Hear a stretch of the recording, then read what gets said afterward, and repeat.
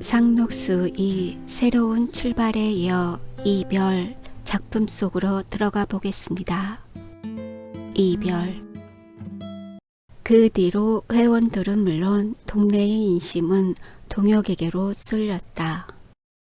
젊은 사람들의 일에 쫓아다니며 회방까지는 놀지 않아도 저 녀석들은 처먹고 헐 짓들이 없어서 밤낮 물로만 댕기는 게요. 하고 마땅치 않게 여기던 노인네까지도 미상불 이번에 동혁이가 어려운 일 했느니. 아무렴 여부지사가 있나. 우리네 수료야 어림도 없지. 언감 생심 별일을 한 푼도 아니 물다니. 하고 동혁의 칭송이 놀라웠다. 너무나 고마워서 동혁을 찾아와서 울면서 치사를 하는 부영도 있는데 그 통에 박첨지는 아들 대신으로 영거푸 사나울 동안이나 끌려다니며 막걸리를 얻어먹고 배탈이 다 났다.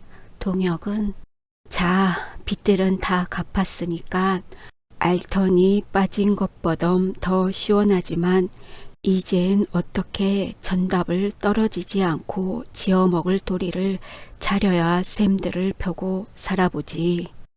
하고 제 2단책을 생각하기에 골몰하였다. 그러다가 급하다고 우물을 들고 마시나? 천천히 황소 걸음으로 하지.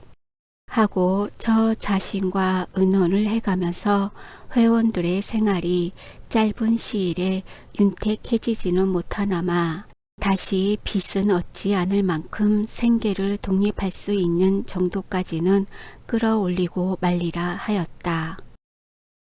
농지령이라는 것이 발표되었대야 결국은 지주들의 마음대로 할 수가 있게 된 것이니까 어떻게 강도사 집뿐 아니라 다른 지주들까지도 한 10개년 동안만 도지로 논을 내놓게 만들었으면 힘껏 계량식으로 농사를 지어 그 수입으로 땅맞이기식이나 장만을 하게 될 텐데 하고 꿍꿍이 셈을 치고 있는 중이다. 회원들의 돈은 빚을 깨끗이 청산하고도 60여 원이나 남아서 그것을 미천으로 새로이 소비조합을 만들 예산을 세웠다. 그러나 형의 속을 이해하지 못하는 동화는 다른 반대파의 회원들보다도 불평이 많았다. 워낙 저만 공부를 시켜주지 않았다고 부영의 탓을 하는 터에 제 말따나 형 때문에 장가도 들지 못해서 그런지 계모 손에 자라난 아이 모양으로 자격지심이 여간 대단하지가 않다. 이번 일만 해도 상님도 물렁 팍죽이지 그깟 녀석을 요정을 내버리지 못한단 말이오. 겨우 변이 안 받는 게 감지덕지에서 우리 회의 회장이란 명색을 준단 말이오. 나 혼자라도 놔버릴 테유. 그 아니 꼼꼴을 안 보면 고만이지. 하고 투덜댄다. 그러면 동혁은 내 형은 창피하거나 안 입고 온 줄을 몰라서 죽치고 있는 줄 아니? 호랑이 굴속에 들어가야 새끼를 얻는 법이란다. 하고 섣불리 혈기를 부리지 말라고 타이르건만 그래도 아우는 어느 때고 두고 부구려 내 손으로 회관을 부숴버리고 말 테니 하고 입술을 깨물며 벼른다. 글쎄 얘야 지금 회관을 쓰고 못 쓰는 게 시급한 문제가 아니라니깐 그러는구나. 언제든지 우리 손으로 다시 들어오게 하고야 말걸 왜 그렇게 성미가 급하냐. 하면서도 어느 때 무슨 일을 저지를지 몰라서 형은 마음이 놓이지를 않았다. 조기회는 여전히 하나 회관은 커다란 자물쇠를 채운 채 쓰지를 않고 그대로 내버려 두었다. 쓰지를 않는 게 아니라 그동안 기천이가 여러 번 열라고 명령을 하였어도 동아와 갑산이가 열쇠를 감추고는 서로 미루고 내놓지를 않아서 쓰지를 못하고 있다. 예, 동아야, 이제 그만 쇳대를 내놔라. 이렇게 캥기고 있다가는 필경 기천이가 남의 힘을 빌어서까지 강제로 열기가 쉬우니 그때도 너희들이 안 내놓고 배길 테냐? 무슨 회든지 우리끼리 합심만 하면 또다시 만들어질걸. 하고 순순히 타일러도 동화는 어느 놈이 우리가 지은 회관을 강제로 열어요. 흥, 난 그럴 때만 기다리고 있겠수. 하고 끝끝내 형하고도 타협을 하지 않았다. 그래서 야학도 새 집에서 못하고 전처럼 남의 머슴 사랑을 빌려가지고 구석구석이 하게 되었다. 영신에게서는 하루 걸려 편지가 왔다. 침대 위에서 따로따로를 하다가 송엽장을 짚고 걸음발을 타게까지 되었는데 이제는 밥을 먹고도 소화가 잘 된다는 것이며 의사는 좀 더 조섭하라고 하나 비용 관계로 더 있을 수가 없어서 불일간 퇴원을 하겠다는 반가운 소식이 뒤를 이어왔다. 공책에다가 일기를 쓴 듯이 감상을 적은 것을 떼어 보내기도 하고 이번에 당신이 아니었더라면 벌써 황천길을 밟았을 것을 살아났다는 만강의 감사와 떠남 보낸 뒤에 그립고 아쉬운 정을 애뜻이 적어보낸 것이었다. 이번 편지는 퇴원을 하느라고 부산한 중에 급히 쓴 연필 글씨로 청석골이 친절한 여러 교인과 학부형들에게 에워싸여서 지금 퇴원을 합니다. 그러나 천만 사람이 있어도 이 영신에게는 새로운 생명을 주신 은인이시고 영원한 사랑이신 우리 동혁 씨와 이 기쁨을 나누지 못하는 것이 무한히 섭섭합니다.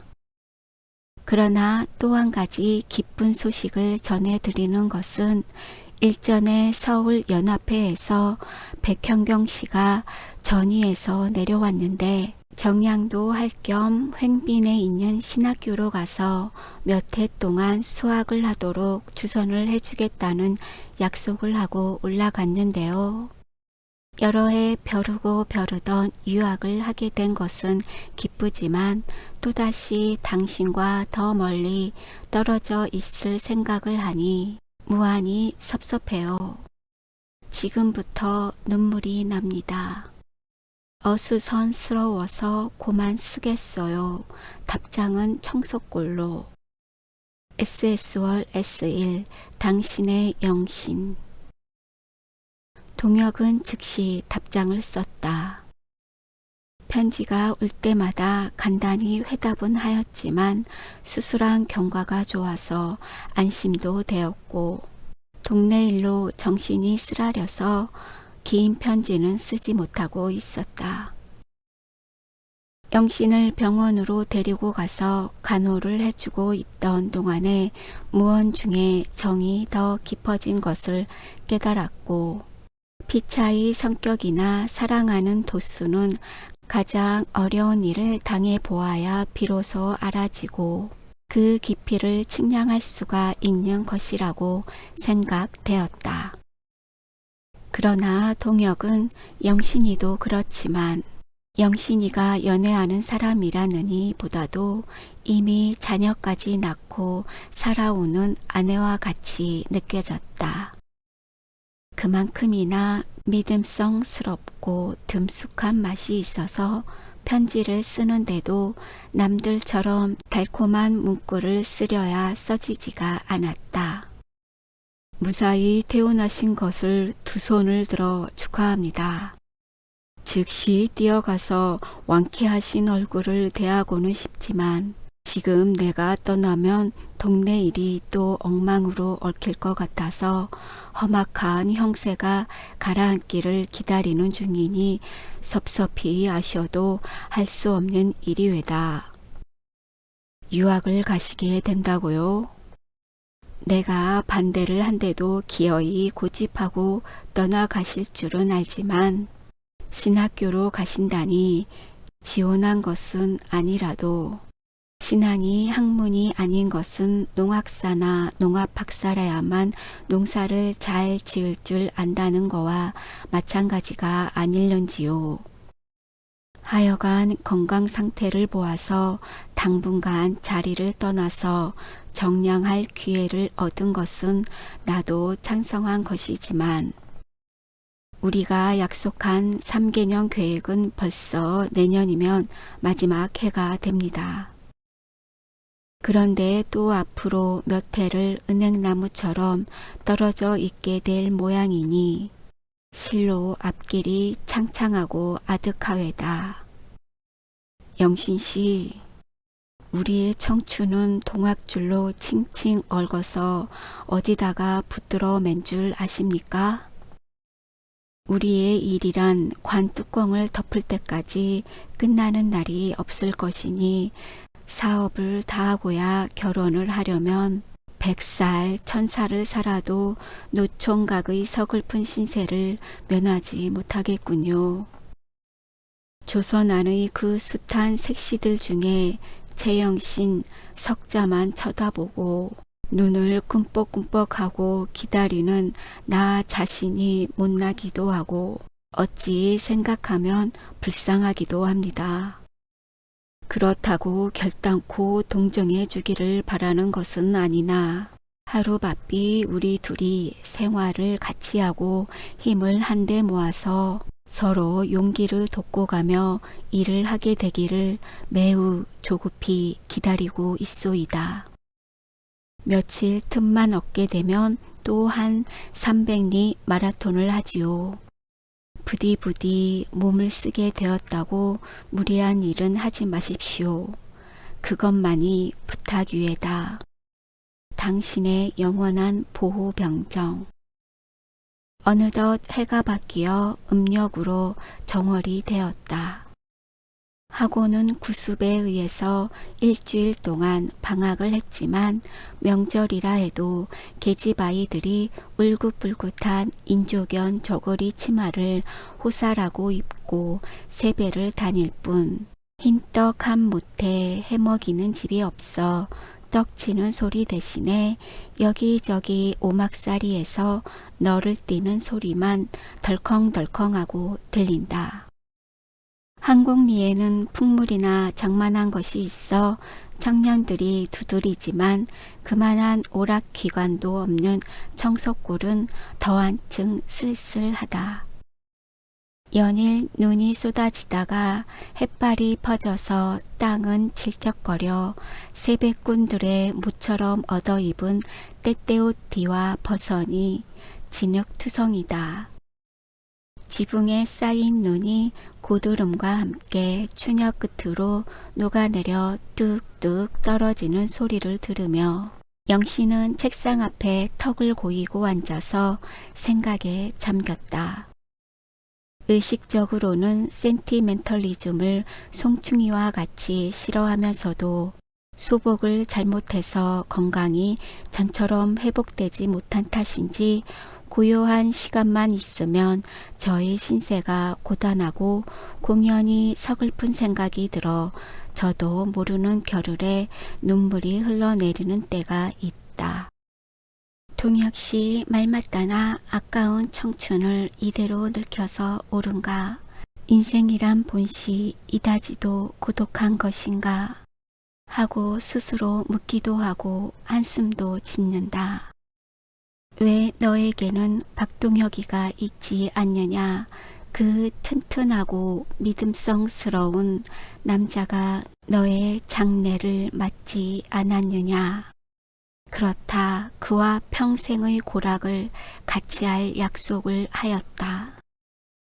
나는 그 일을 이 세상의 누구보다도 사랑한다. 열렬히 사랑한다. 그러나 결혼을 한다고 나 한 몸을 그에게 의지하려는 것은 아니다.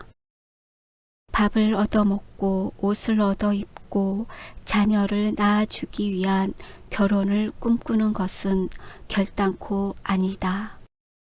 두 사람이 육체적으로 결합이 된데도 내가 할 일이 따로 있다.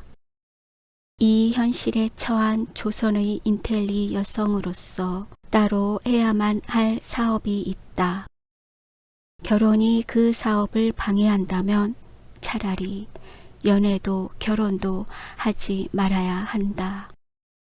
정상 과부처럼 미스 빌링스처럼 독신으로 늙어야만 한다. 그러나 외로운 것을 어찌하나.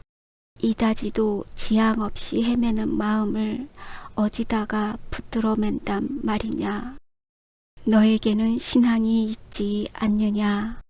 어려서부터 하나님을 불러왔고 그의 독생자에게서 희생과 봉사의 정신을 배웠고 가장 어려울 때와 괴로울 때에 주를 부르며 아침 저녁 기도를 올리지 않았느냐. 그렇다. 그러나 인제 와서는 무영한 그네들을 믿는 것만으로는 도저히 만족할 수가 없다. 사람을 믿고 싶다. 육안으로 보이는 좀 더 똑똑한 것, 확실한 것, 즉 과학 믿고 싶다. 직접으로 실험할 수 있는 것을 노력하는 정비례로 효과를 눈앞에 볼 수 있는 그러한 일을 하고 싶다. 영신은 마음속의 문답을 제 귀로 들을수록 생각은 갈피를 잡을 수 없다. 그는 퇴원을 한 후에 달포나 누웠다 일어나 보니 학원 일은 청년들에게만 맡겨놓아서 뒤죽박죽이다. 그 밖에도 부인들의 모임이나 모든 것으로 보아 그네들의 손으로 자취를 해나가려면 아직도 2, 3년 동안은 열심히 지도를 해 주어야만 될 것 같다. 영신은 더 누웠을 수가 없었다. 몸은 조금만 과히 움직이면 수술한 자리가 당기고 아픈 것을 억지로 참고 하루 몇 차례씩 학원으로 오르내렸다. 이것저것 분별을 하고 돌아다니려면 자연히 운동이 과도하게 되고 따라서 한번 쓰러지면 일어날 수가 없도록 피로하였다.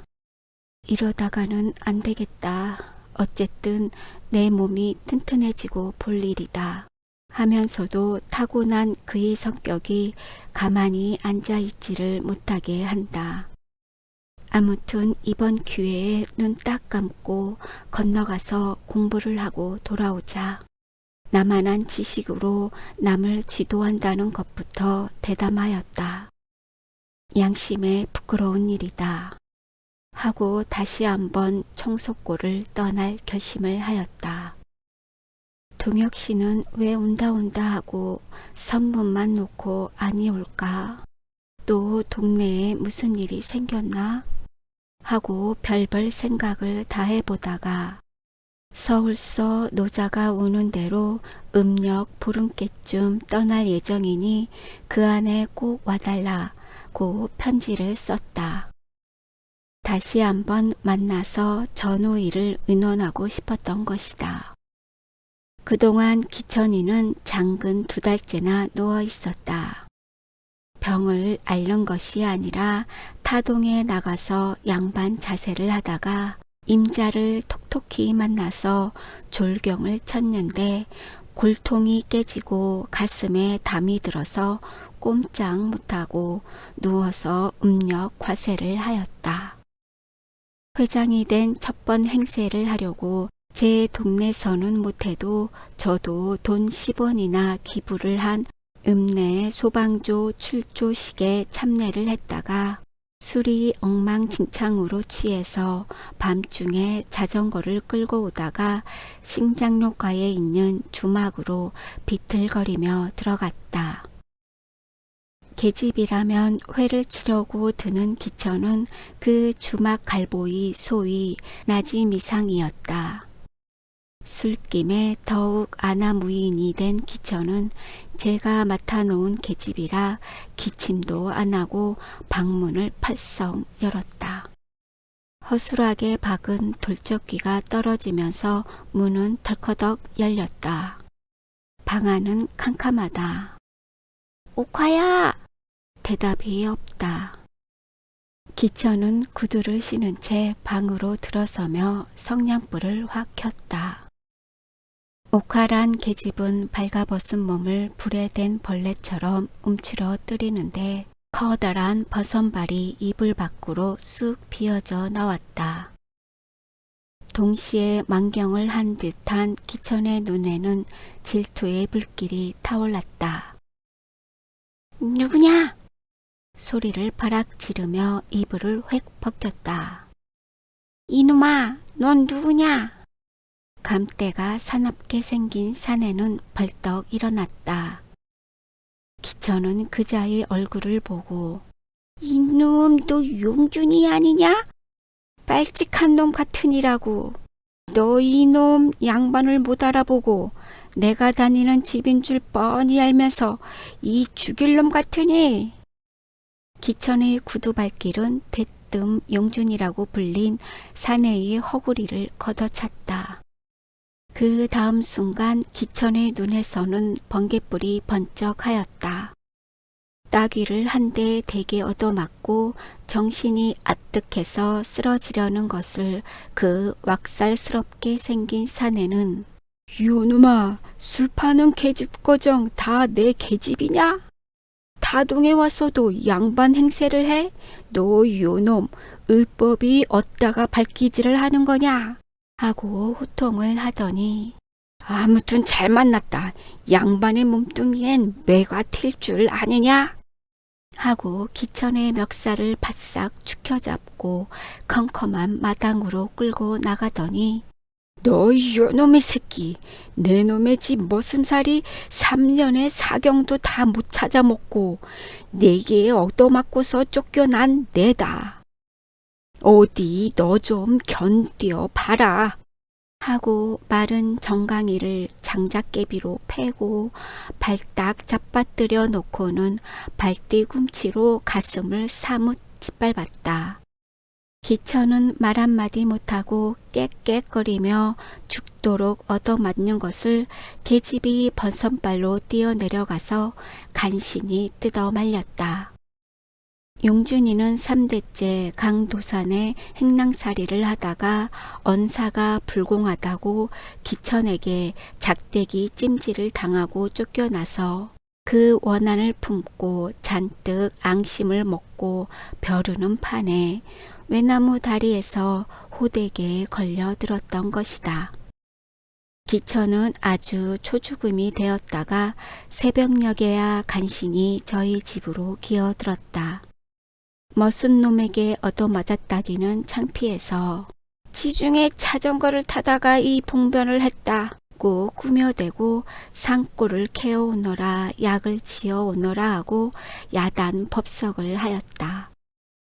둔한 생각을 하면 용준이란 놈이 배를 가르고 간을 날로 씹어도 시원치 않겠지만 창피한 소문이 날까 보아 단골 버릇인 고소도 못하고 속으로만 끙끙 앓고 있었다.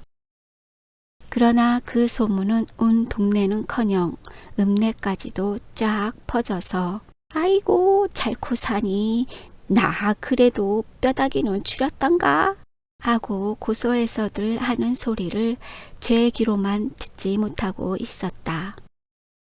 그러다가 면역소의 지휘로 음력 대보름날을 귀에 삼아 한곡리 진흥회의 발해식을 열게 되었다. 낮에는 편을 갈라 윷놀이를 하게 되었는데 그때까지도 갑산이와 동화는 회관의 열쇠를 내놓지 않았다. 발회식만 할 테니 임시로 빌려달라고 기천이가 사람을 줄달아 보내도 전만의 말씀이라고 여쭤라 하고 끝끝내 버텼다. 기천이가 읍내로 장거리를 돌아다니며 우리 한곡리 진흥회 회관은 미상불 다른 동네 부럽지 않게 미리 지어 놓았다. 곧 제 손으로 짓기나 한 것처럼 생색을 뿌옇게 내는 것이 깨물어 죽이고 싶도록 얄미웠던 것이다. 집에서 형제가 가마니를 치고 있던 동혁은 틈틈이 손을 쉬고 눈을 딱 감고는 대세를 살펴보았다. 이러다간 큰일 나겠군. 양단간에 귀정을 지어야지 하고는 예, 동아야 하고 아우를 넌지시 불렀다. 너 이제 고만 회관 열쇠를 내놔라. 누구한테든지 저의 주장을 굽혀선 못 쓰지만 일이란 그때그때 형편을 봐서 임시 변통을 하는 수도 있어야지. 너무 고지곳대로만 나가면 되레 옳기는 경우가 있느니라 하고 타일러도 동아는 머리를 끄덕이지 않았다. 넌 날더러 물렁 팥죽이라고 별명을 짓지만 형도 생각하는 게 있어서 그러는 거야. 들어봐라. 입대까지는 우리 청년들 12사람만이 단합해서 일을 해오지 않았니? 한 일도 없다만. 그런데 이번에 기회가 좋으니 우리 온 동네 사람이 다 모이는 김에 우리 운동하는 범위를 훨씬 넓혀서 한번 큼직하게 활동을 해보자꾸나. 인심이 우리한테로 쏠린 건 정한 이치니까 결국은 우리들이 주장하는 대로 될 게 아니냐. 진흥회란 무슨 행정기관도 사법기관도 아니고 그저 일종의 자치기관 비슷한 게니까 웬만한 일은 우리 손으로 다 할 수가 있단 말이다. 아무튼 강기천이 한 사람을 상대로 끝까지 다투는 동안에 동네 일은 아무것도 안 되고 그 애를 써서 지은 회관도 우리 맘대로 쓰지를 못하니 실상은 우리의 손해지 뭐냐. 그러니 모든 걸 형한테 맡기고 문을 열어놔라. 잘 질 줄을 아는 사람이라야 이길 줄도 안단다. 하고 진심으로 권하였다. 동아는 그제야 마지못해서 난 몰루. 형님 거정 아마 마음이 변했나 보. 하고 갑산이와 번차례로 차고 다니던 열쇠를 끌려서 기직 바닥에다가 퉁명스럽게 던졌다. 저녁 때에야 회관문은 열렸다. 연합진흥회장인 면장과 면업위원들과 주재소에서 부장이 나오고 금융조합 이사며 근처의 이른바 유력자들이 상좌에 버티고 앉았다. 한국리에 거주하는 백성들은 매호에 한 사람씩 호주가 참석을 하게 되었는데 상투는 거의 다 잘랐지만 세기를 장려한다고 면서기들이 장거리나 신장로에서 흰 옷 입은 사람만 보면 잉크나 먹물을 끼얹기 때문에 미처 흰 두루마기에 물감을 들여 입지 못한 사람은 핑곗김에 나오지를 않았다. 그래도 대동의 큰 회합이니만큼 회관이 빽빽하게 들어찼다. 기천이는 맨 나중에 단장을 짚고 귀염귀염 올라왔다. 그 푼떠분하지 못하게 생긴 얼굴은 노란 꽃이 피었는데 머슴에게 얻어맞은 자리가 몸을 움직이는 대로 결리는지 몇 발짝 걷다가는 가슴에다 손을 대고 안간힘을 쓰며 낙태한 고양이 상을 한다. 그러면서도 면장과 기타 공직자에게 체경례를 하듯이 허리를 굽히는 것은 물론 동민들이 인사를 하면 전에 없이 은근하게 답례를 하고 그 중에도 말마디나 할 만한 사람에게는 얄궂은 추파까지 던진다. 기천이가 맨 앞줄에 가앉자 구석에 한 덩이로 뭉쳐앉은 회원들의 눈은 빛났다.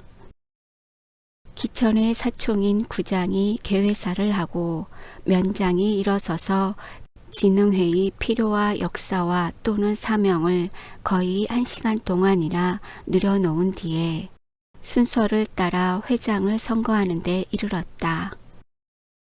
임시의장인 구장이 일어나서 지금부터 새로 창립된 우리 동네 진흥회를 대표할 회장을 선거하겠소. 물론 연령이라든지 이력이나 재산 같은 것을 보아 회장 될 만한 자격이 충분한 분을 선거할 줄 믿는 바요.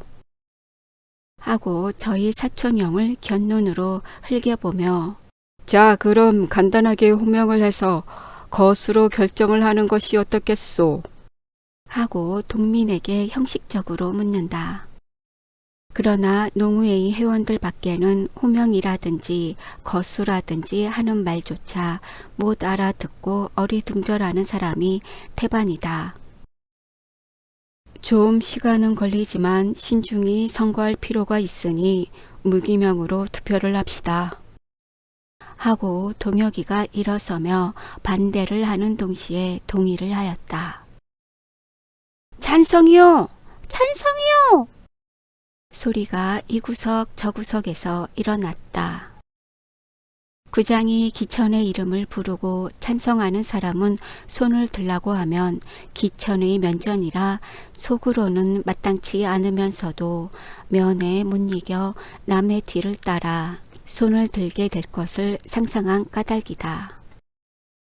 동혁이 자신은 결코 경쟁자는 아니면서도 정말 민심이 어느 편으로 돌아가나? 그것을 참고로 보려는 것이었다. 또는 기천이가 전례 없이 정철하고 독리히 모모한 사람을 불러다가 코드를 골도록 술을 먹였고 이러한 수단까지 쓴 것을 알고 있기 때문이다. 이러한 수단이란 다른 것이 아니다. 바로 섣달 대목에 기천의 집의 20원을 주마해도 안 판 큰 돼지가 새끼를 낳다가 연불이 빠져서 죽었다.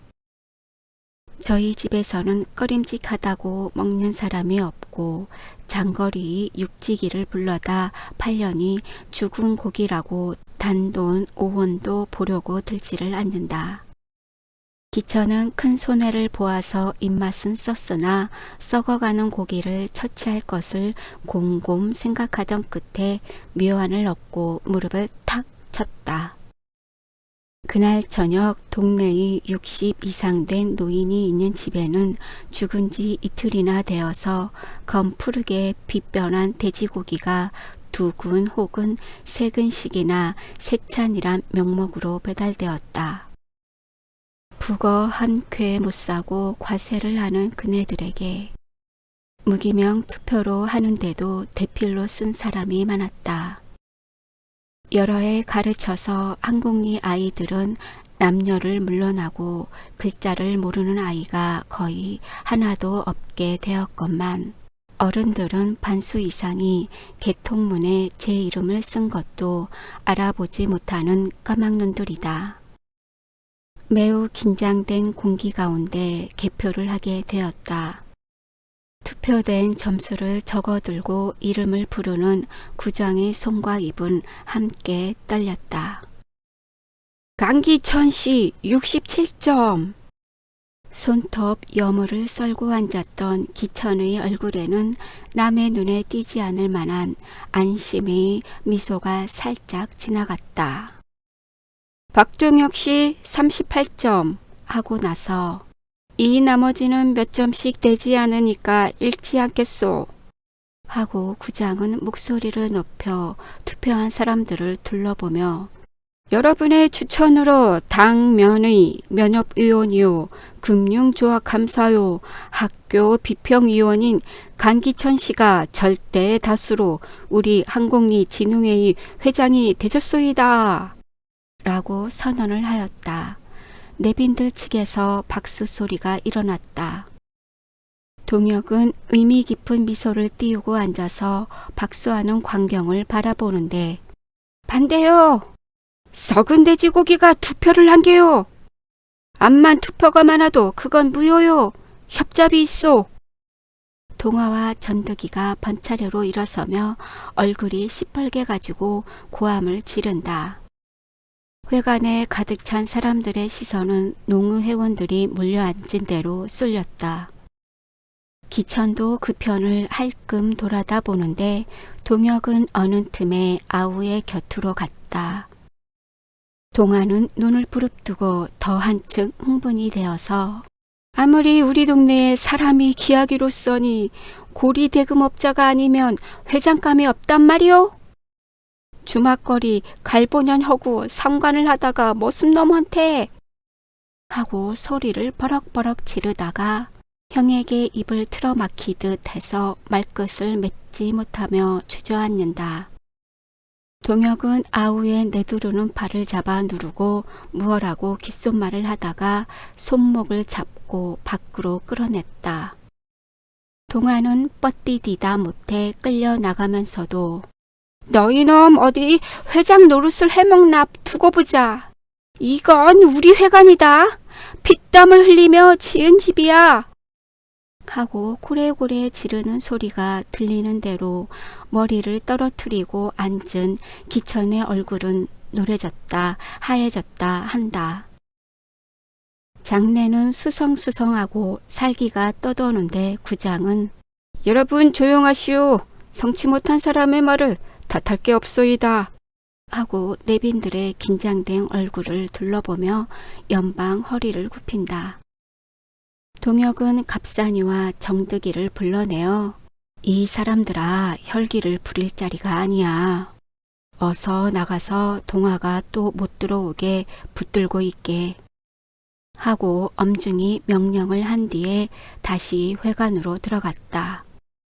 기천은 여러 사람에게 눈총을 맞아서 얼굴 가죽이 따가운 듯 고개를 수그리고 있다가 발딱 일어서더니 온 통리에 미친놈이 있어서 창피에 견딜 수가 있어야지 하고 중얼거리다가 몸이 불편해서 먼저 실례합니다 하고 내빈석을 바라보고 나를 좀 붙들어 달라는 듯이 허리를 굽히고는 앞에 앉은 사람을 떠다밀며 나간다. 아, 어딜 가세요? 교상, 강성생 왜 이러시오? 어서 이리 와 앉으시지요. 주책 없는 젊은 것들이 함부로 짓거리는 바를 관계할 게 있어? 하고 면장과 구장은 기천의 소매를 끌어들인다. 기천은 내가 이까지 진흥회장을 하고 싶댔소. 불러다 앉혀놓고 욕을 베니 온 그런 발칙한 놈들이 하고 한사코 뿌리치는 체하는 것을 자 투말마루 지금부터 교상이 회장이 됐으니 여건들이나 상관을 하시오 하며 면장은 명령하듯 하고 회장석에다 기천을 앉혔다. 기천은 마지못해서 붙들려 들어온 체하면서도 독을 못 이겨 새근새근한다. 동혁이도 억지로 흥분을 가라앉히며 기천의 하는 꼴을 바라다 보았다. 유력한 편의 지지로 기천은 몇 번 사양하다가 못 이기는 체하고 회장의 자리로 나갔다. 에헴 에헴 하는 밭은 기침 소리는 염소라고 별명을 듣는 저희 아버지의 목소리와 똑같다.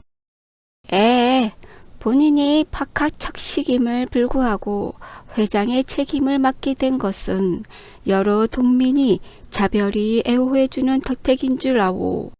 굳이 사퇴하는 것은 도리어 여러분의 호의를 어기는 것 같아서 부득이 이 자리에 나오게 된 것이오. 미력 하나마 앞으로는 관청에서 지도하시는 대로 우리 농촌의 진흥을 위해서 전력하겠으니 여러분도 한맘 한뜻으로 나아가 주기를 바라는 바요. 새로운 회장이 일장의 인사를 베푼 후 금융조합 이사며 군서기와 기타 내빈들의 이러니만큼 저러니만큼 식의 형식적인 축사가 끝났다.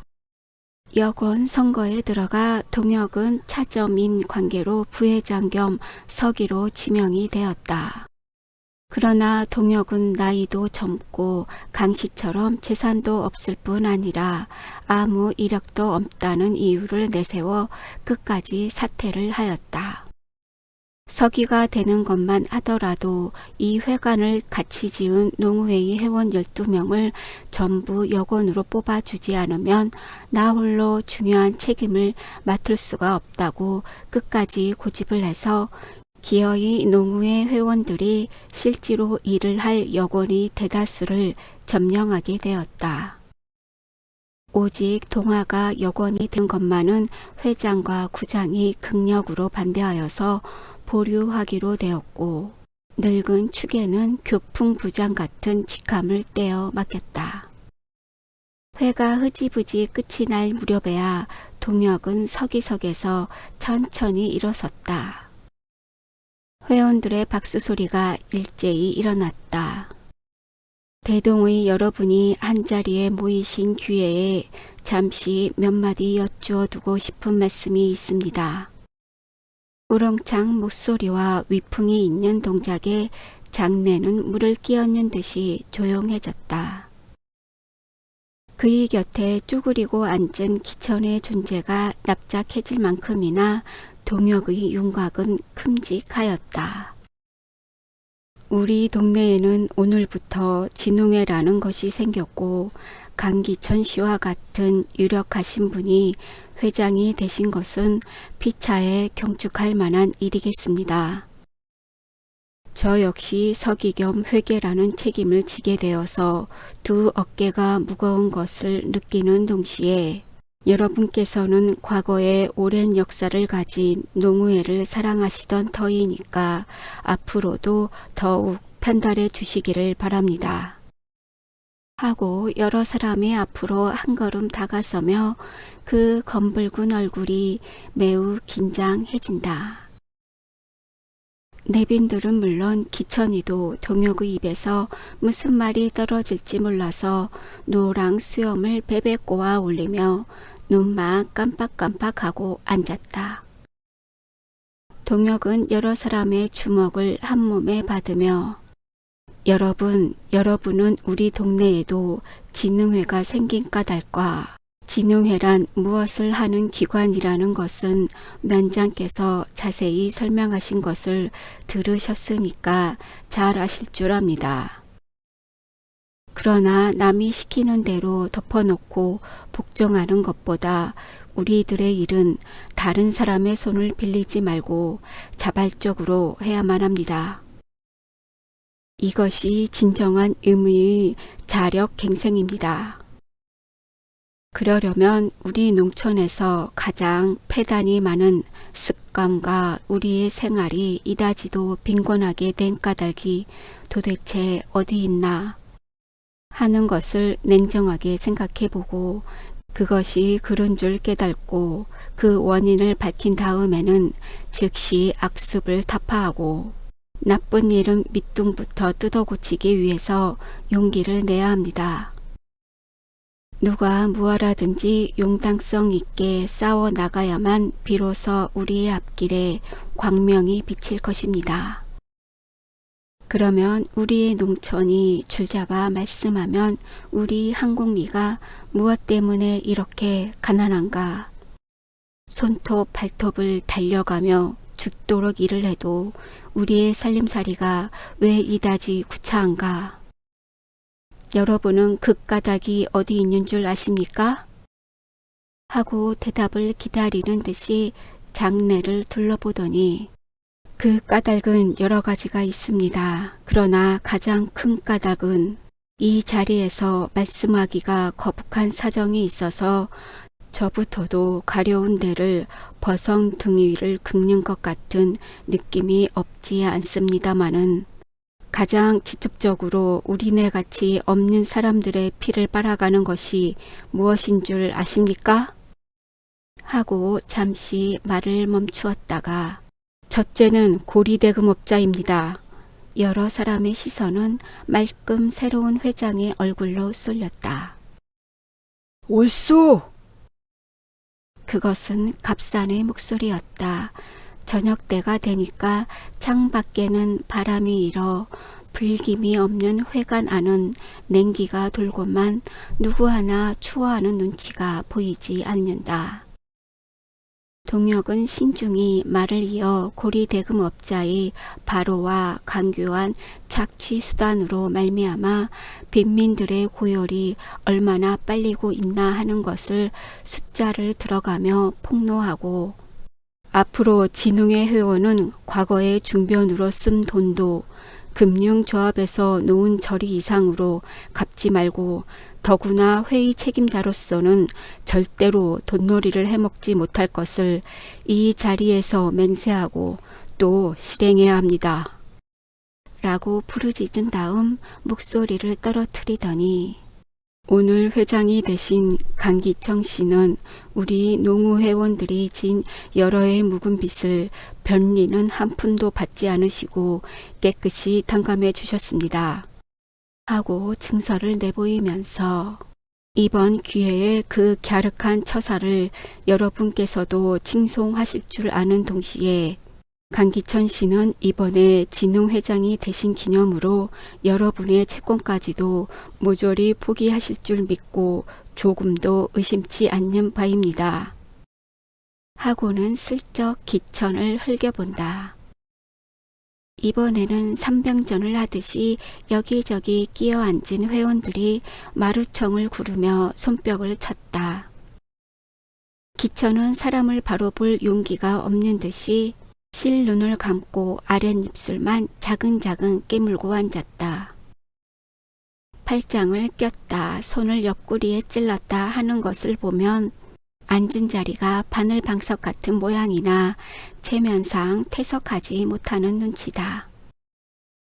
동혁은 말에 점점 열을 띠며 고리대금과 다름이 없는 장리뼈를 놓아먹는 악습까지 턱파하라고 강도사 집과 그 밖의 구장과 같은 벼섬이나 앞세우고 사는 사람들에게 역시 세밀한 통계를 뽑은 것을 읽으며 경고를 하였다. 그 중에는 행전에다가 대님을 친 것만큼이나 캥겨서 슬금슬금 꽁무니 빼는 사람이 있는 것을 보고 동혁은 꾸짖듯이, 아직 회가 끝나지 않았세다.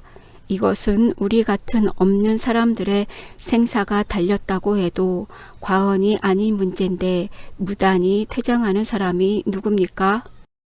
하고 회관 안이 찌렁찌렁 울리도록 소리를 질렀다. 그 바람에 담배를 태우는 채 하다가 다시 들어오는 사람은 모두 양반행세를 하는 각쟁이들이다.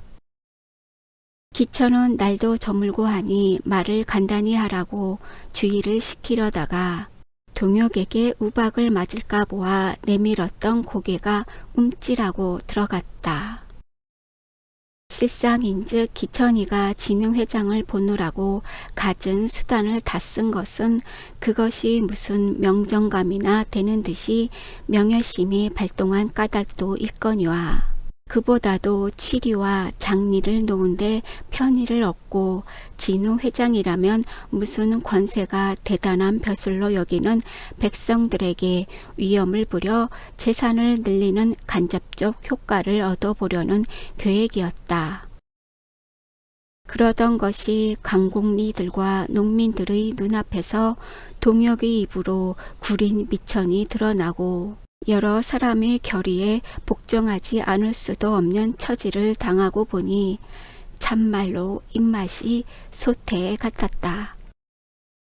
그 눈치를 모를 리 없는 동혁은 할 말은 다 해버리고 말 테다 하고 시커먼 눈동자를 굴리더니, 또 한 가지 중요한 것이 있습니다. 우리가 아무리 빚을 갚고 장리뼈를 얻어먹지 않게 된데도 지금처럼 논 한마지기도 제 것이 없어 가지고는 도저히 먹고 살 도리가 없습니다. 아무리 농사를 개량한데도 지주와 반타작을 해가지고는 암만 해도 생계를 세울 수가 없지 않습니까? 농지령이라는 것이 생겨서 함부로 소작권을 이동하지 못하게는 됐지만 지금 같아서는 지주들이 얼마든지 역용할 수가 있게 된 것입니다. 우리 동네만 해도 농지령이 실시된 뒤에 소작쟁이의 건수가 불과 5개월 동안에 1000여 건이나 되는 것을 보아 짐작할 수가 있지 않습니까?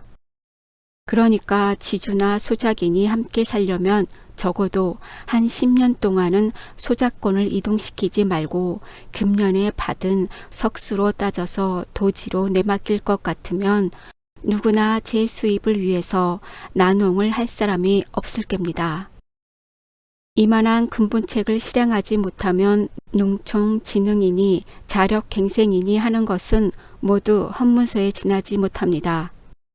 하고 주먹으로 테이블을 탁 치고는 이 밖에 우리 남쪽 조선에 밖에 없는 양반과 상놈을 구별하는 캐캐 묵은 습관과 관홍상제의 비용을 전략하는 것 등 하고 싶은 말씀이 많습니다마는 한꺼번에 실행하기 어려운 문제일 것 같아서 그것은 뒤로 미루겠습니다.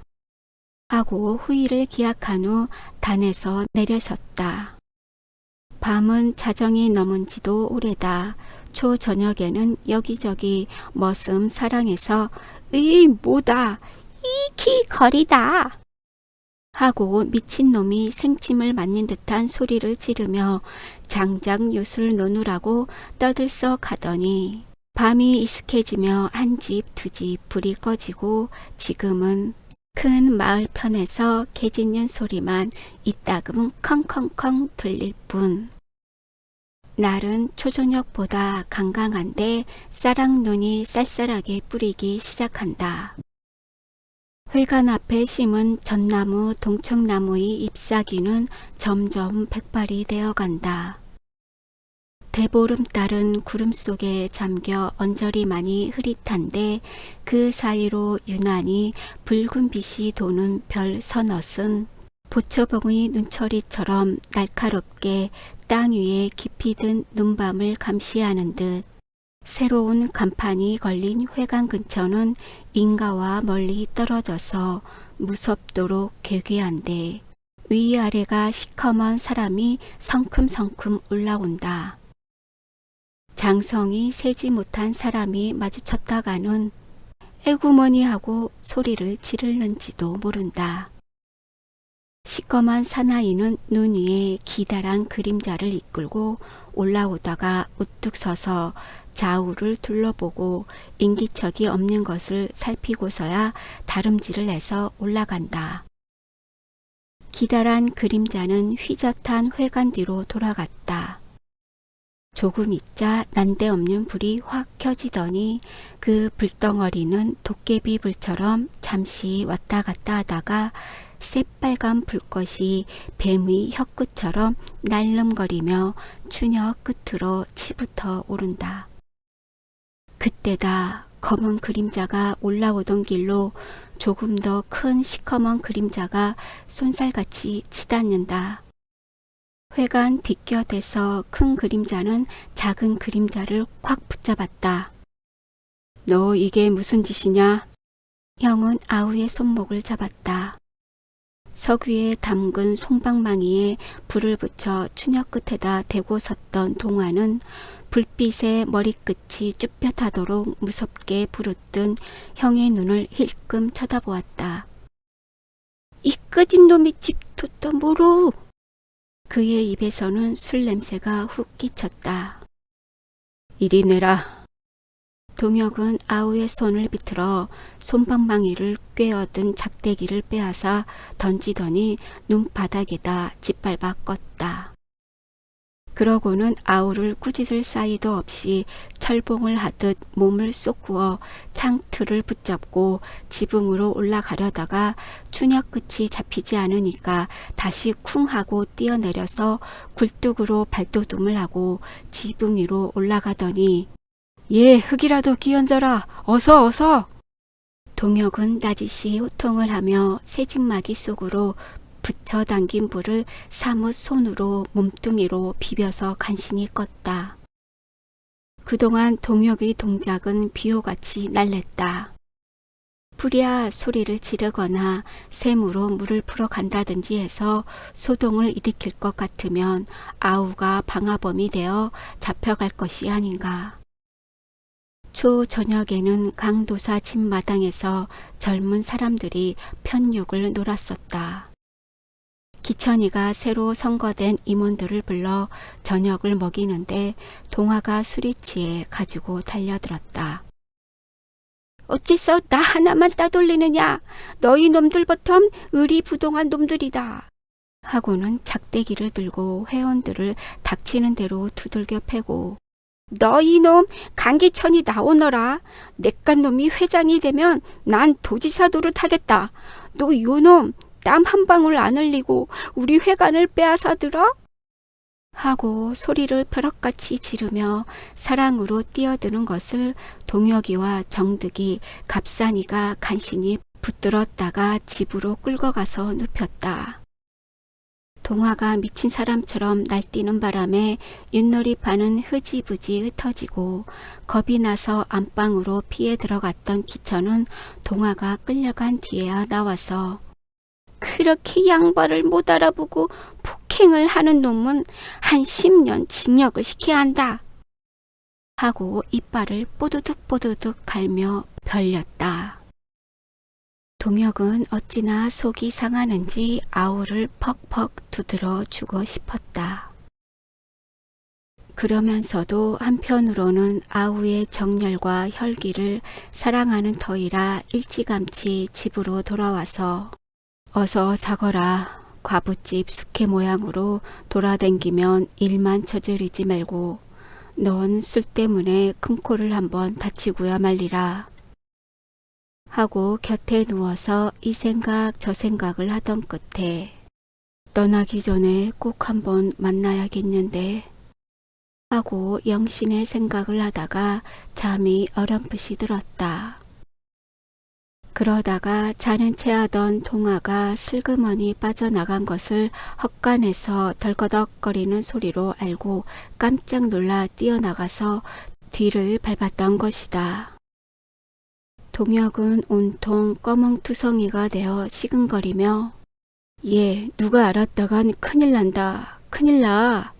하고 쉬쉬하며 아우의 손목을 잡아 끌고 내려오는데 뜻밖의 등 뒤에서, 거기서 못들을 하셨어요? 하는 소리가 들렸다. 형제는 머리끝이 쭈뼛해서 멈칫하고 서지 않을 수 없었다. 그것은 석돌이의 목소리인 것이 틀림없었다. 영신은 조선을 떠나기 전날까지 동혁을 기다렸다. 눈이 까맣게 기다리다 못해 반신욕까지 붙여서 전보를 쳤다. 그래도 아무 회답이 없어서 이거 무슨 일이 단단히 생겼나 보다 하고 짐은 먼저 철도편으로 붙이고 빈 몸으로 항공리를 향하여 떠났다. 동혁을 만나보지 않고는 떠날 수가 없었고, 또는 두 사람의 장래에 관한 일도 충분히 상의해서 이번에는 아주 악위를 짓고 떠나려 함이었다. 영신은 허위 단심으로 두 번째 제3의 고향을 찾아왔으나 동혁의 형제와 건배는 물론 의형제를 맺었던 건배의 아내까지도 없었다. 집에만 없는 것이 아니라 온 동네가 텅 빈 듯 그네들의 그림자조차 찾을 수 없었다. 동혁의 어머니는 아이고 이게 누구요? 하고 영신의 손을 잡고 과부가 된 며느리를 맞아 들이는 듯 하는데 말보다 눈물이 앞을 선다. 아니 다들 어디 갔습니까? 영신은 부지중 노인의 소매를 끊어 당겼다. 그 애 읍내로 잡혀갔다우. 잡혀갔다뇨. 영신은 목소리뿐 아니라 몸까지 오들오들 떨렸다. 그 심술패기 동아란 녀석이 회관집에 불을 지르다가 형한테 들켜서 그날 밤으로 어디론지 도망을 갔는데, 아 그래서요. 그 다음날 경찰서에서 어떻게 알았는지 동아를 잡으려고 순사 형사가 쏟아져 나왔구려. 그럼 큰 자제는요? 그는 상관도 없는 일인데 아우 형제가 뭐 공모를 했다나 그러고 조련지를 하다 못해서 동화가 도망간 데를 넌 알 테니 바른 대로 되라고 딱딱 거리니까 모르는 건 모른다지 거짓말은 할 수 없다고 막 뻗대던 끝에 어머니 눈에서는 눈물이 쉴 새 없이 질금질금 흘러내린다. 그러면서 아무튼 춘대 방으로 들어갑시다 하고 영신을 끌어들이고는 한 말을 대하고 하면서 아이고 이젠 자식이 둘 다 한꺼번에 없어졌구려. 영감마저 동혁이 밥이나 사들여 보낸다고 읍내로 쫓아가셔서 하고는 싸늘한 자리 위에가 엎어진다. 그동안 혼자서 콧기도 끊고 며칠 밤을 울며 밝힌 모양이다. 영신은 아랫입술을 꼭 깨문 채 가엾은 노인을 위로해 줄 말 한마디도 나오지 않았다. 남을 위로해 줄 마음의 여유가 없다느니 보다도 제가 먼저 방바닥이라도 땅땅 치며 실컷 울고나 싶은 것을 억지로 참느라고 꽁꽁 안간힘을 썼다. 실망과 낙담을 한 끝에 영신이도 윗모개가 쓰러졌다. 황후는 자취 없이 토담집 속으로 스며드는데 주인을 잃은 돼지가 우리간에서 꿀꿀거리는 소리만 들린다. 얼마 있자 읍내로 동혁의 소식을 알려고 갔던 정득이와 갑산이가 찾아와서 영신은 그들에게서 그 동안의 자세한 경과를 듣고 궁금증만은 풀 수가 있었다. 그들의 말을 모아보면 윷을 놀고 오다가 동화가 회관에 불을 놓는 것을 목도한 석돌이는 동혁의 단단한 부탁도 듣지 않고 전화통의 본색을 발휘하느라고 그 길로 기천을 찾아가서 제 눈으로 본 것을 저저히 고해 바쳤다. 기천은 귀가 반짝 튀어서 옳다구나 인지도 이놈 하고 이튿날 환하게 동이 틀 무렵에 편지를 써서 머슴에게 자전거를 내주어 읍내에 급보를 하였다. 저녁 때에 중대 사건이나 난 듯이 자동차를 몰아온 경관대는 추녀가 불에 그슬린 회관을 인검한 뒤에 동혁과 농우 회원들의 집을 엄밀히 뒤졌다. 동시에 눈에 핏줄을 세워가지고 방화범을 찾다가 네가 어디다가 숨겨뒀거나 도망을 시킨 게 아니냐?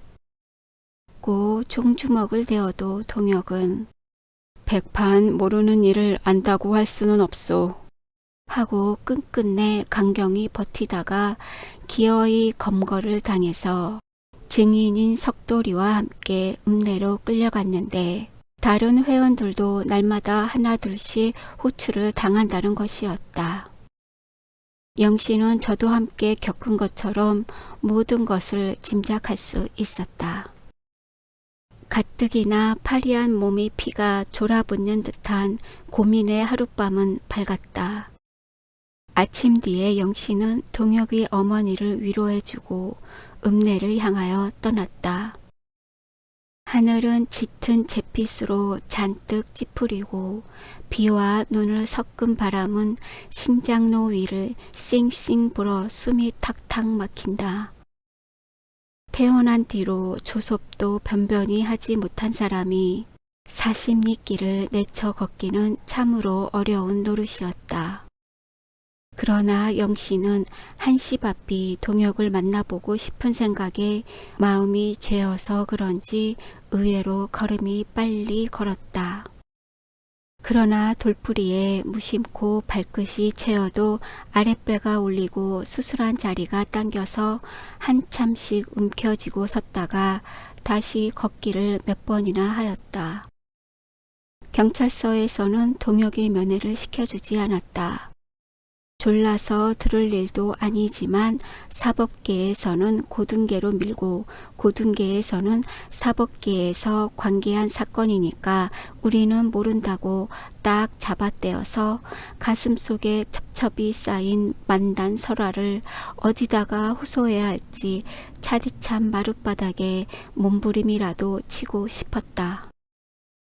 영신은 하도 망단해서 이방 저방으로 풀이 죽은 걸음걸이로 드나들다가 인제는 억지를 쓰는 수밖에 도리가 없다 하고 마음을 단단히 먹은 후 다시 고등계로 쓱 들어갔다. 겉으로는 방화 사건이나 동혁은 고등계에서 치조를 받는 듯한 낌새를 형사들의 눈치를 보아서 짐작할 수가 있었던 것이다. 영신은 주임의 책상 앞에가 버티고 앉아서 난 그 박동혁이란 사람하고 약혼을 한 사람인데요. 이번에 멀리 떠나게 돼서 단 몇 분 동안이라도 꼭 만나야겠어요. 하고는 사뭇 때를 썼다. 이마와 양미간이 좁다랗고 몹시 신경질로 생긴 경부 보는 안경 너머로 영신을 노려보며 한번 안 된다면 고만이지. 무슨 여런 말이야. 여기가 어딘 줄 아는가? 하고 소리를 바락 지르며 부하를 시켜 당장 내쫓을 듯한 형세를 보인다. 그래도 영신은 여보슈, 당신도 인정이 있거든. 남의 일이라도 좀 동정을 해주구려. 하고는 듣든 말든 그 동안에 제가 다 죽게 된 것을 그 사람이 살려주었다는 것과 두 사람의 장래의 가장 중요한 일을 의논하지 않고서는 떠날 수가 없다는 사정을 쫙 쏟아 놓았다. 주임은 눈을 깜빡깜빡하고 듣다가 으르사이 온다나나 귀찮은 여자를 다 보겠다 하고는 상을 찡그리며 일어서더니 무엇을 생각했는지 이리 나오라 고 해서 영신을 밖으로 불러냈다. 옳지 인제야 면회를 시켜주려나 보다 하고 영신은 우선 가슴이 설레는 것을 진정시키며 주임의 뒤를 따랐다. 그러나 영신이가 끌려 들어간 곳은 햇빛도 새어 들어오지 않는 음침한 조그만 방인데 무시무시한 기구가 놓인 것을 보아 치조실인 것이 틀림없었다. 주임은 묻는 대로 모든 것을 속이지 않고 저저히 대면 면회를 시켜주겠다고 달래기도 하고 위협도 해가면서 동혁이와의 관계며 어떻게 연락을 취해가지고 무슨 일을 해온 것까지 미주알 고주알 캐묻는다. 배에 휘둘리고 먼 길을 걸어와서 두세 시간이나 뜻밖의 치조를 받기는 실로 참기 어려운 고통이었다. 그러나 영신은 흥분하는 것이 불리할 줄 알고 될 수 있는 대로 냉정히 대답을 하면서도 단순히 방화 범인을 숨겼다는 것이 아니고 무슨 다른 사건이 있는 줄로 지레짐작을 하고서 이러는 게 아닐까? 이번 기회에 생트집이라도 잡으려는 게 아닐까? 하니 말대답하기가 여간 조심스럽지가 않았다. 마주 앉은 사람의 얼굴이 보이지 않을 만큼이나 어두운 뒤에야 치조가 끝이 났다. 주임은 그제야 그럼 면회는 내일 아침에 시켜주지 하고 한마디 던지고 나가버렸다. 기름이 졸아붙은 난폭불을 돋워가며 잠을 이루지 못하는 겨울밤은 길기도 길었다.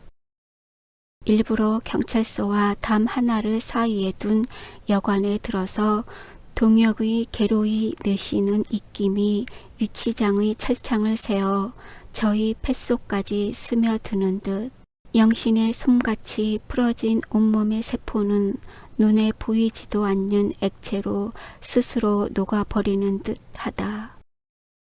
정갈래 망갈래로 흐트러지는 심사를 주워 모을 길 없어서 잠이나 억지로 들어보려고 미지근한 방바닥에 늘어지면 마룻바닥에 얄짤한 담요 한 자락을 뒤집어 쓰고 새우잠을 자는 사랑하는 사람이 눈앞에 어른거린다.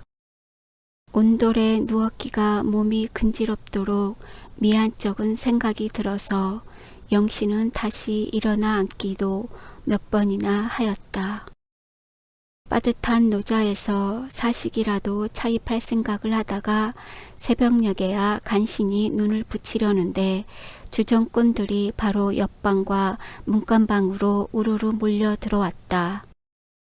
수작하는 것이 군청패나 경찰서 측 같은데 계집을 하나씩 끼고 와서 추잡한 소리를 하며 떠들어대서 간신히 청한 잠을 또다시 놓쳐버렸다. 뒤숭숭한 꿈자리에서 눈을 떠보니 어느덧 날이 밝았다. 영신은 잔 입으로 출근 시간이 되기를 기다려 경찰서로 갔다. 치조를 해보니 사실 별일은 없는데 언지를 잡힌 터이라 고등계 주임은 마지못해서 면회를 허락하였다. 치조실 문이 열리는 소리에 바작바작 졸이고 섰던 영신의 가슴은 달칵 내려앉았다. 옷고름을 떼어버린 손바지 저고리를 비둔하게 입고 떡 들어서는 동혁이. 그 얼굴에는 반가운 웃음이 가득 찼다. 네, 오실 줄 알았지요. 어쩌니 꿈에. 하고 달려들어 악수를 하려다가 곁에 붙어선 형사를 흘끗 보고는 물러섰다. 영신은 너무 반가워서 말문이 꽉 막힌 듯 눈물이 핑 돌아가지고 입술만 떠는 것을 보고 동혁은 영신 씨 같은 여자도 이런 자리에서 눈물을 보이나요? 하고 너그러이 웃는 입모습으로 나무라듯 한다. 동혁의 태연 자악한 태도와 얼굴빛을 보아 가장 염려했던 일은 당하지 않는 줄 알고 영신은 얼마나 고생이 되세요. 하고 그제야 떨리는 목소리로 입을 열었다. 고생이랄 게 있나요? 아무것도 듣고 보질 않으니까 되레 편한데요. 조용히 생각할 기회도 얻었고요. 하고는 영신의 아래 위를 훑어본다.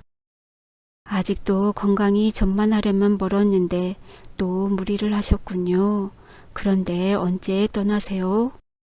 떠나기 전에 뵙고 가려고 왔다가 항공리서 하룻밤을 자고 왔는데 차마 나 혼자 어떻게. 전만에 내 걱정은 조금도 하지 말고 오늘이라도 떠나세요. 공부는 둘째 문제고 우선 정량을 하실 필요가 있으니까 당분간 청속고를 떠나실 밖에 없지요. 그러면 자연 기분 전환도 될 수 있을 테니까요. 어디서든지 그저 건강에만 힘을 써주세요. 우리의 장례일은 나간 뒤에 의논합시다. 그 일이 급하겠어요? 그저 속히 나오기만 빌지요. 나 때문엔 너무 염려하지 말아주세요. 힘 잘하는 데까지는 조섭을 할 테니까요. 그렇지만 또 어느 때나 만나게 될지. 영신은 고개를 돌리며 눈물을 깨문다. 사실 아무 일도 없어요. 하지만 동아가 어디로 간 걸 알 때까지는 나가지 못할 것 같으니까 좀 오래 걸릴 것도 같아요. 아무튼 나가는 대로 곧 전보를 치지요. 그때까지 맘 놓고 기다려주세요. 하면서도 동혁은 여전히 참기 어려운 마음속의 고민을 웃음으로 싸서 보이려고 애를 쓴다. 그럼 나오신 뒤엔 어디서 만날까요? 살아생전 다시는 만나보지 못할 것처럼 영신의 표정은 전에 없이 애련하다. 우리의 일터에서 만나지요. 항공리하고 청속골하고 합병을 해놓고서 실컷 마음껏 만납시다. 하는데 동혁은 등을 밀렸다.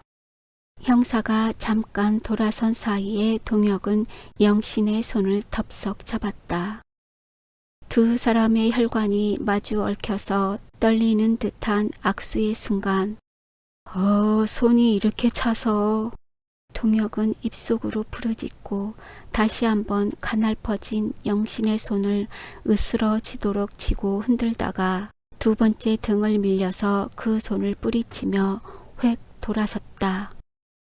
유치장으로 통한 복도의 콘크리트 바닥에 영신의 눈물이 방울방울 떨어져서 돈장만큼씩 번졌다.